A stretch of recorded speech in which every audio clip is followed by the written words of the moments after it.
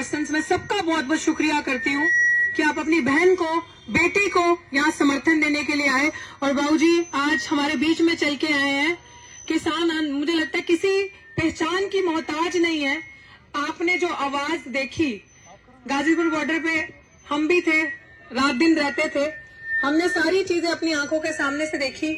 जो मूवमेंट उठी थी, मोर्चा तो बड़े टाइम से चल रहा था, किसानों का मूवमेंट तो बड़े टाइम से चल रही थी, लेकिन जो सच्ची आवाज गाजीपुर बॉर्डर से उठी और जिस दिन आपने 10,000 से ज्यादा लोग रातों रात गाजीपुर बॉर्डर पे देखे थे, वो सिर्फ और सिर्फ इस शख्सियत की वजह से। जोरदार तालियां बजाइए नेताजी राकेश टिकैत के लिए। हमेशा मैं इसलिए बोलना चाहती हूँ, आज आप यहाँ पे आए, आपने ये साबित कर दिया कि अगर कोई एक छोटा भाई जो कमजोर है किसी तरीके से, तो बड़ा भाई उसका सहारा देने कैसे आता है समाज का, जो सशक्त है, जिसके पास वो आवाज है, जिसके पास वो ताकत है। आपने यहाँ आके ये साबित कर दिया कि हम एक हैं, हम मूल निवासी हैं इस देश के, और हर लड़ाई हम एक होकर जीत सकते हैं। ये है असली बहुजन समाज। और एडवोकेट महमूद प्राचा जी का तहे दिल से शुक्रिया, मिशन सेव कॉन्स्टिट्यूशन के नेशनल कन्वीनर, जिन्होंने हर मजलूम की हमेशा आवाज उठाई है और हमेशा साथ दिया है। मेरे केस को मजबूती देने से लेकर हम सब की आवाज सुनना और साथ देना, पीछे सपोर्ट देना हमेशा, और सही रास्ते पे चलना सिखाना और अडिग अटल कैसे रहना वो सिखाया है। प्रोफेसर रतनलाल हमारे बीच में, जोरदार तालियां बजाएं।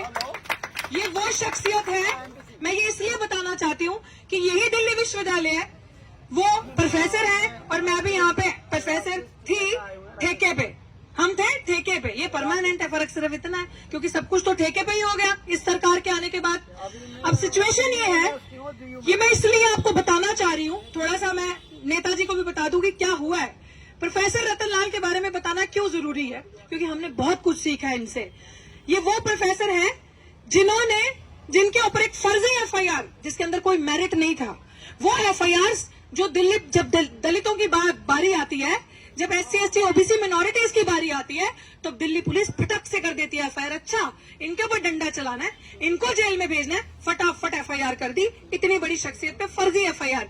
और यही यूनिवर्सिटी, यही वाइस चांसलर साहब ने, यही DU के एडमिनिस्ट्रेशन ने, जब इनका प्रमोशन के लिए सारी एलिजिबिलिटी, सारे क्राइटेरिया दुरुस्त थे, वो प्रमोशन रोक दिया। क्या कह के कि इनके ऊपर एफआईआर है, केस कोर्ट में पेंडिंग है।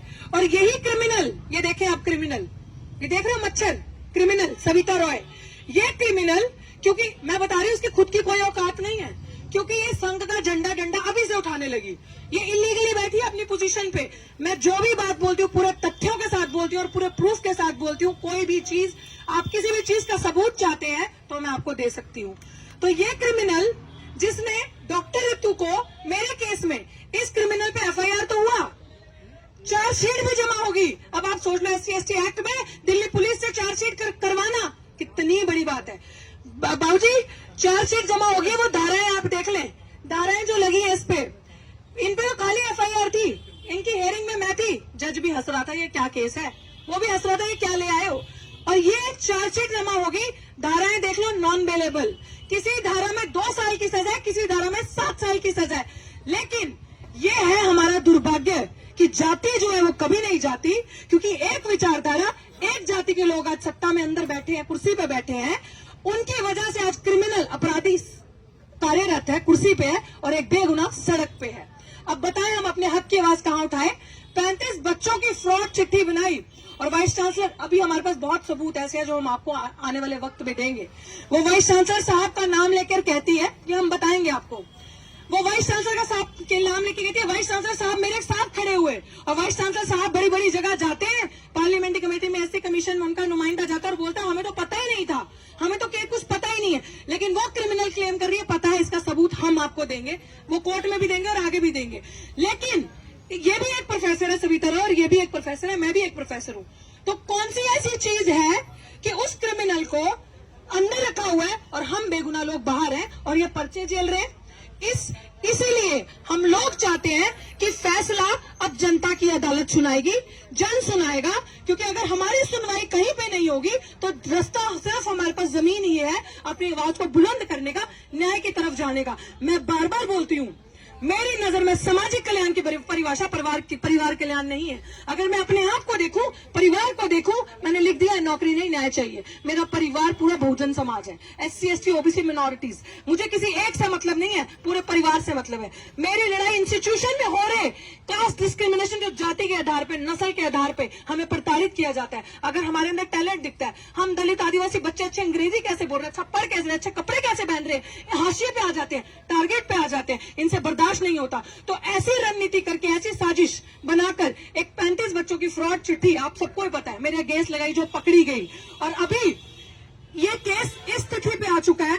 अब 6 तारीख को मैं आप सबसे, नेताजी मैं आपसे भी हाथ जोड़ के विनती करती हूँ, 6 तारीख को हमारा बहुजन अधिकार मार्च है, जिस मार्च में हमारे जितने लोग सताए हुए हैं, जितने लोग प्रताड़ित है, हमने इनको भी थोड़े दिन पहले टीजर दिखाया था, वो ट्रेलर है, पिक्चर फिर कभी दिखाएंगे आने वाले टाइम पे। लेकिन उस टीजर में आप सबको अपनी संख्या बल लेके आना है, क्योंकि हम संविधान को मानने वाले, हमारी चाहिए हर एक चीज पीसफुल तरीके से करते हैं। लेकिन अपनी ताकत से, वो जो एक्शन प्रोग्राम्स उसके बीच में होंगे उस दिन बताए जाएंगे, लेकिन हम अपनी ताकत से, अपने संख्या बल से इनको बताएंगे कि अब दौर मनुवादियों का नहीं, अंबेडकरवादियों का होगा। और सत्य को आप जितना मजबूर करोगे, सत्य को, वो उतना मजबूत होता जाएगा। और उसकी ट्रेलर आप अभी देखोगे 6 नवंबर को सुबह 11 बजे आर्ट्स फैकल्टी पे आपको इकट्ठे होना है। और यहाँ से पीसफुल मार्च शुरू होगा, जिसमें वाइस चांसलर का गिरफ्तार किया जाएगा। बड़ी अच्छी बात है वाइस चांसलर तक ये वीडियो आज पहुंच जाएगी, बहुत बढ़िया बात है। तो क्योंकि ये कुलपति को मैं क्यों कह रही हूँ, ये कुलपति सुन ले, जातिवाद का चरित्र आपका सामने आ रहा है, इसका नहीं आ रहा। ये तो मच्छर है, ये तो छोटी सी एम्प्लॉय है यहाँ की, कहती तो गुंडी है अपने आप को, बेचते भी है यहाँ पे क्रिमिनल्स मिलके वाइस चांसलर के साथ। लेकिन यहाँ एक परिवार में सबसे ऊंचा जो व्यक्ति होता है, अगर बाप है या माँ है, परिवार का छोटा इंसान गलती करता है, कुछ करता है, तो बड़ा मुखिया सजा देता है, बड़ा मुखिया फैसला लेता है। लेकिन ये मुखिया जब करप्शन को सपोर्ट कर रहा है, जब क्रिमिनल को सपोर्ट कर रहा है, तो आज लड़ाई इस गुंडी से नहीं है, इस क्रिमिनल से नहीं है, आज लड़ाई वाइस चांसलर से है। क्योंकि वाइस चांसलर की शय के सामने सब कुछ हो रहा है। 2 मोर्चे हमारे सामने लगे थे, वो उठा दिए गए। यूनिवर्सिटी का एडमिनिस्ट्रेशन खुद उनको जूस पिला रहा है और उन प्रोटेस्ट को उठा दिया गया, सामने इस गेट के सामने लगा था। हम लोग 64 डेज से बैठे हैं, क्योंकि दलित की बेटी भारत की बेटी नहीं है, दलित के बच्चों को इंसाफ नहीं मिलेगा। अगर दलित, मैं बार बार ये चीज कहती हूँ कि बहुजनों जागो, आप लोग जागो। क्यों आपके वाइस चांसलर्स क्यों नहीं है, आपके प्रिंसिपल्स क्यों नहीं है, आपके बड़े बड़े प्रोफेसर क्यों नहीं है, ऐसे बुद्धिजीवी प्रोफेसर का प्रमोशन क्यों रोका है कोई ऐसा इंटेलेक्चुअल? अगर अपनी बात नहीं रख सकता, हम स्वतंत्र नहीं है अपनी बात रखने के लिए। दलित हाशिए पे, टारगेट पे आ जाते हैं अगर आवाज उठाते हैं, लेकिन हम आवाज उठाएंगे, हम नहीं डरते किसी धमकी से। कोई ऐसी धमकी नहीं जो हमें डरा सकती है, कोई ऐसी करेंसी नहीं जो हमें खरीद सकती है। और दूसरी बात अंत में यही कहूंगी, हमारी संख्या बल पे नहीं जाना।